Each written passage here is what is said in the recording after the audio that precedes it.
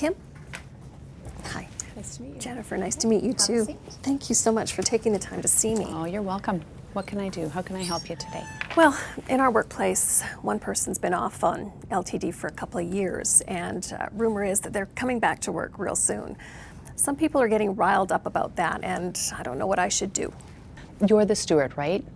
Well, the most important thing is that human rights rulings now provide some protection to those workers who have become disabled due to illness or injury. It's called duty to accommodate, and it requires your employer to take all reasonable measures to accommodate that worker's medical restrictions. But what happens if they can't do all of their job? There are plenty of ways to modify work to account for abilities.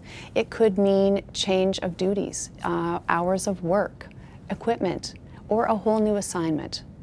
The onus is on the employer to modify the job to accommodate the disability, or else prove that doing so would cause undue hardship. Am I involved in that process at all?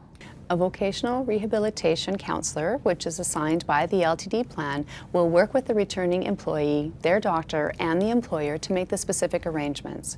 You might be asked to get involved, but the steward's main job is educating the rest of the membership. What do you mean?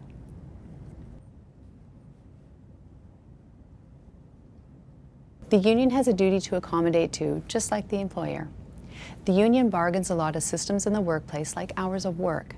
So if that needs to be changed for a returning worker, then the union has to be involved. Usually it's the bargaining committee in the AAA. But you said that your work is upset about a disabled worker coming back, right? Big time. They think their workloads will go up because this person will be slacking off. Here's your job as steward. Number 1, discourage the negative talk. Bad-mouthing another worker creates a poisoned environment for the returning worker, and that's considered harassment. People get disciplined for that, and it can damage lives.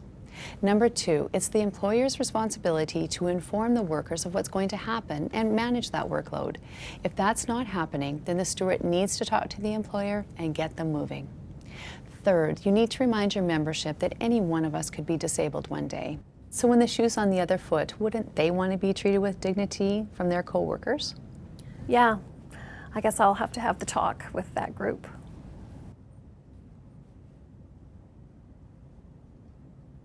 Just a final point.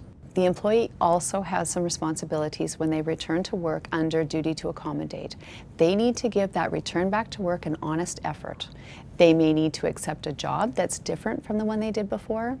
It doesn't have to be a perfect job, just a reasonable accommodation. The duty to accommodate sounds complicated. Yes, it can be. I've given you the basics. But the bottom line is, if something happens and you don't know what to do or say, don't guess. Call your AAA or an LTD staff for help. Okay. Well, thank you so much for your help. You're welcome.